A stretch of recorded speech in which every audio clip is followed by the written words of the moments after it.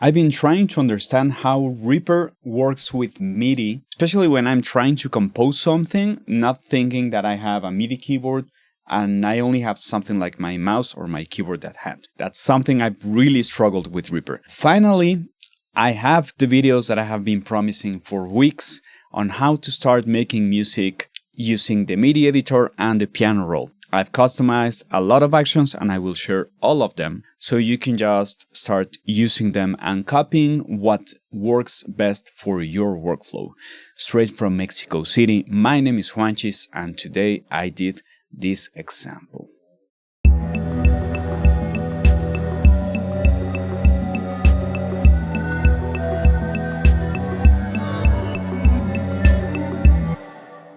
And I did many other sessions because I really had to get. Let's suppose for a moment that you have a blank new session and you have no tracks. You double click, you insert a new track, you select a time range, and I will insert a new MIDI item. MIDI item.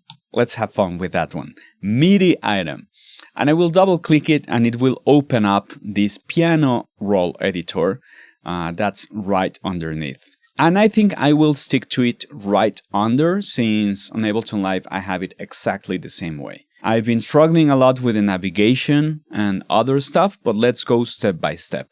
First, when you're trying to insert notes without playing them in real time, what you might want to do is, on Reaper Preferences and Mouse Modifiers on Piano Roll, on double click, you might just want to add note to grid length. That way, whenever I'm handling my grid length using Command 1 and Command 2, so I can multiply the grid size by 2 or by half, I can start varying the note length that I will be using, and I can start doing something like this, or whatever notes I need. This could be useful, or you might want to use, on the left drag, some action that lets you insert a note and drag to extend or change pitch. That way I can just drag, for example, a C and an A, and you can start building your chord progression like that. Many people have shown the Chordgun that I will link in the description. I don't think it makes sense for me to make another video on the Chordgun, but the whole idea is that you can just hold Shift and start inserting different chords. But you have to hold Shift and left click so you can insert it. It will keep on playing until you hit 0 on your keyboard. Right now it's not making any sound because I have no instruments in my track. But for now, let's suppose that we're going to make a new song on G minor. So I will go down here into my key snap section and I will lock my keys into G minor. You will see that here on the left, all of these notes that are out of the scale are grayed out. And whenever and after writing some chords, either double clicking or left clicking and dragging, as I showed you, I can start working around this. Like, that's one of the ways that you can do it. Another way that I really like is inserting one note. I created a custom action that's duplicate MIDI event, that's moving the edit cursor at the start of the selected events. It copies the MIDI event, it moves the edit cursor to the end of the selected event, and then it pastes it. So for example, let's suppose I have that note and my cursor, that's this blue line right here, and I want to duplicate this one. Sometimes I was getting some really strange behavior, and since a lot of these actions are named the same, I'd rather just make an action for me. So it doesn't matter what I'm selecting, I can only run this duplicate MIDI event, and now it's always pushing it right there. There are a couple of other actions to duplicate the events within time selection and other option, or an octave higher or an octave lower. But when I'm trying to do something like that, I much rather duplicate in place. That's another custom action. That the only thing that's doing is moving the edit cursor to the start of the selected event. It copies the event and it pastes the event preserving position in measure. That way, it's going to be on top of that same C4. And now with my navigation keys, I can only go up and down, because my up and down keys will move my notes up one semitone, down one semitone. This will be limited by my key snap. So if my key snap is on, you will see how it's skipping that C sharp on the piano roll. But if I want to do some chromatic approximation in my sequence of any kind, I can use these other actions by using the modifier control. Move notes down or up in any case, ignoring scale and key, right? And the rest of my navigation keys will move my notes left 1 grid unit or right 1 unit, or let's suppose that I'm building this chord as a triad, so I will go like this, and now I have a triad. And I can run this action that's navigate select next note or previous note with option up and option down. But there are other actions that I also use a lot, that is adding the next or the previous note to the selection.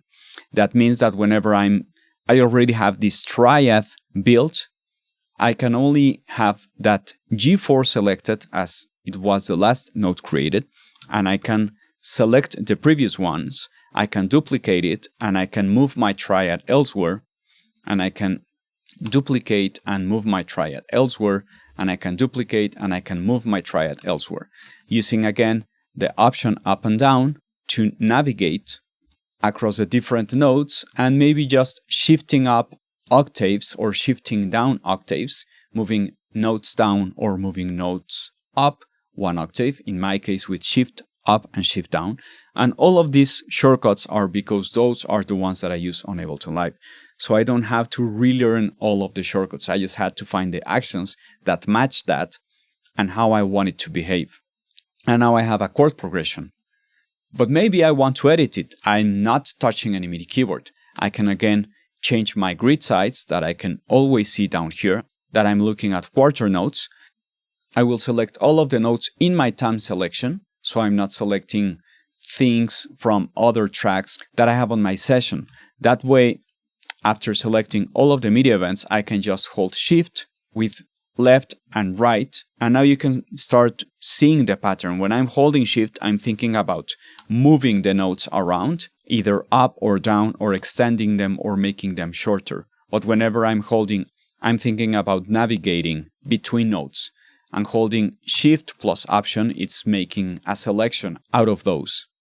And maybe I want them to be as short as that. I can just keep on adding to the selection, duplicate these ones, make them shorter, and start adding a small rhythmic phrasing to it. And even edit these ones so I could have some sort of approximation or lead into one of the chords, right?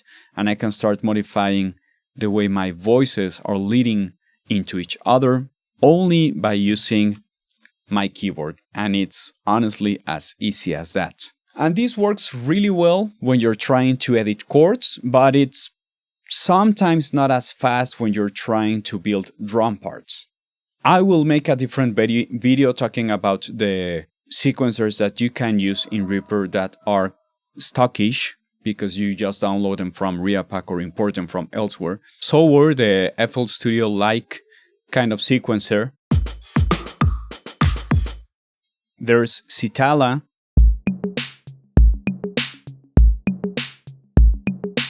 Or we also have the RS5K Manager.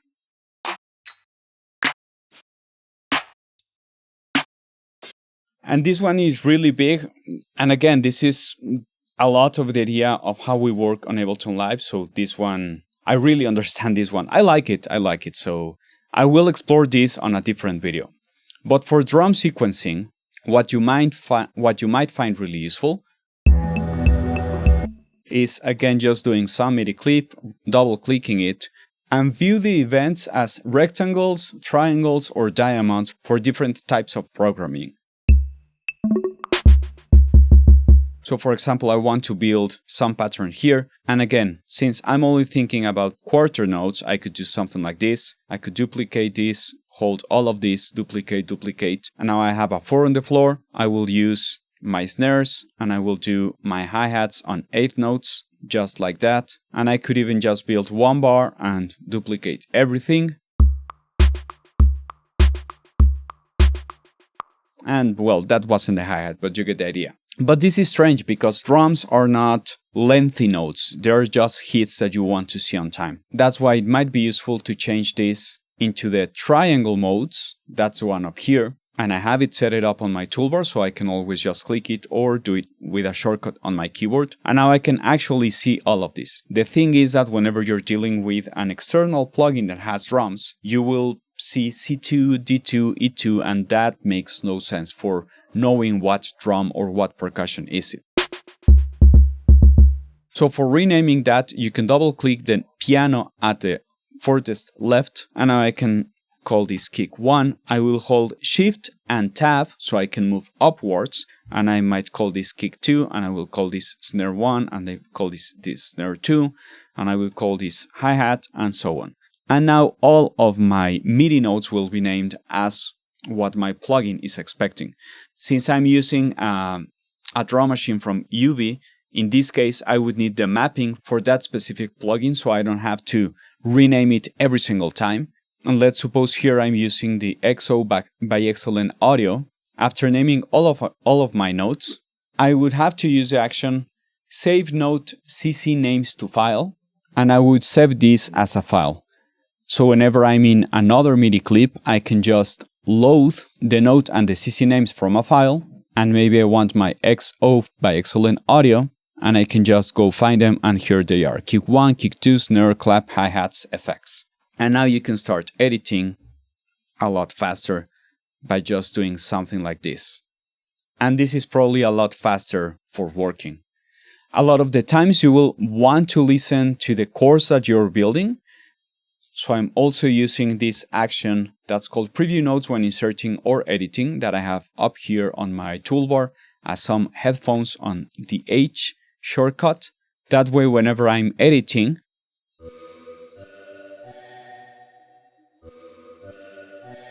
I can listen to every single note that I'm playing, and I would just adjust the velocities down here at the CC. Remember that velocity is what will become volume eventually, and that fits the intensity of how a note is played as long as it's assigned inside of the synth itself. If you're recording something that's a lot more piano-like, or you're using a player that's using a sustain pedal, that's that pedal underneath, it lets them play not all of the duration of the bar, so they can start moving their hands into new places where they need to go for new chords. So usually many piano players, you will see something like this duration under MIDI notes, and you will see that the CC64, that's the hold pedal or the sustain pedal, it will have a binary information. It will be either all the way up or all the way down, right? All the way up means that it won't stop sounding, or it won't stop playing whenever the MIDI note ends. But if this is off, so most piano players, what will end up doing is doing something like this, and probably around here, they might turn off the sustain pedal, and here they will start up again.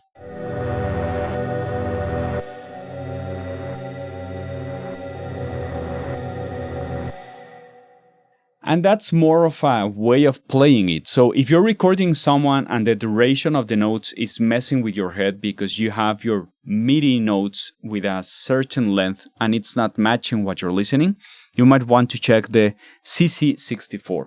Maybe you just draw a shorter MIDI note than you wanted, and I would suggest to have also these actions at hand, like set no ends to start of the next note legato, or using the fit all selected events in the time selection. So you can do this both ways. Like you can just do a selection of time here and run that action. So now it's all the way. Or maybe you have this MIDI note all the way up here, and since this one is running short, you can just run the other legato action, and now they will match the end to the beginning of the other one. If you don't feel like working so hard with your keyboard, doing this, changing the grid size and varying it so much, you might want to use some variations or some combination of these actions, like splitting notes or splitting them at the mouse cursor. Sometimes I think that splitting them at the mouse cursor makes me miss the grid, and most of the times when I'm editing MIDI, I want to be on the grid. So maybe I just want to move my cursor first and then run the split action. And it will affect all of the nodes that cross the cursor, but if you have one node selected, it will only affect that. And this is a nifty little trick when you're trying to do repetition. So for example, if you're trying to turn this full bar into a quarter note, you will select both of them and you will split notes on grid. And now you have 4 quarter notes of that. The last suggestions for this video, because I know it's a ton of information, is you might want to, I don't know, sometimes you will work first with chords, sometimes you will work first with some sort of melody or the drums or whatever way you find yourself more comfortable working with. But the point is that maybe you did these chords first and you want to draw some bass line for it. So I would only make a new track. I will add a bass instrument. I would duplicate this one, again, going into the mouse modifier's media item so I can just copy that. I will double click it. I will zoom into the content and I would only just remove the higher notes that don't belong to the bass line. And from the right of this part of the window of the piano roll, I can select both of them. That way, I can see the whole chord without having to worry if I'm missing something on the chord. I would also change the color notes by channel, that I could also change it here to velocity, channel, pitch, source, track, or any other thing. And now that I have them by color, I can just select all of my bass MIDI events. I can drop them down 1 octave. I can select the harmony and the bass, and I can see all of them at the same time. Maybe I don't want to be able to affect them. So as long as this small lock is locked, that track is not editable. So I won't affect that. I can only modify my bassline, right? But I have a reference of it. I could even shift it up and I can move around those chords and then just bring it down 1 octave. But now I have a much better vision of the arrangement. Once I did that, I would look into my drums and my bass MIDI media items, and I would just match as best as possible or make the decision that I want to do between my kick drum and my bass. And once that's done and I'm starting to build some sort of arrangement, maybe I'm doing something that's an A section, and here I have something like a B section, and on the right I want to repeat this A section. And I have said this many times recently, so sorry if I'm repeating myself, but I'm using Command plus Option to copy the item, pulling MIDI source data, because you can only pull MIDI, you cannot pull audio. So I will copy this one, and this one. And I know that the fast way to do this is to just copy the whole region, but media items won't be pulled. And that's not really useful, because what I want to be able to do is, since my A section is going to be the same here and here, that if I change anything in the chord progression on this side of my track, it will change on this part of the track as well. Once I'm done with that, I can select all of my MIDI media items and I can hold Option and start removing them from the pulling themselves, and I can start making small adjustments so my second verse is different than my first, and so forth. That's a lot of information, so we will stop right there. I will make a second video on the drum sequencers that I think are useful in Reaper. There are a ton of plugins that let you just extract the MIDI drum pattern out of it and drop it into your arrangement. This one is your arrangement, like the track control panel view. Or maybe you built a MIDI drum pattern that you really like. What I suggest you do is to go into the action list, again in the MIDI editor, to export the contents as a .mid file. And this .mid file, you can import it in any other new Reaper session and it will have exactly those MIDI notes in that order. The things that you might want to reload if necessary are the drum mapping of the notes, so you have the names at hand, because that's more of a per track kind of information, but that's that. So if you like this kind of videos, be sure to comment, like, subscribe, drop any questions in the comment section and I will get to them when I see them. And I'm just trying to make your life easier when diving into MIDI with Reaper. Straight from Mexico City, my name is Juanchis, and thanks for listening.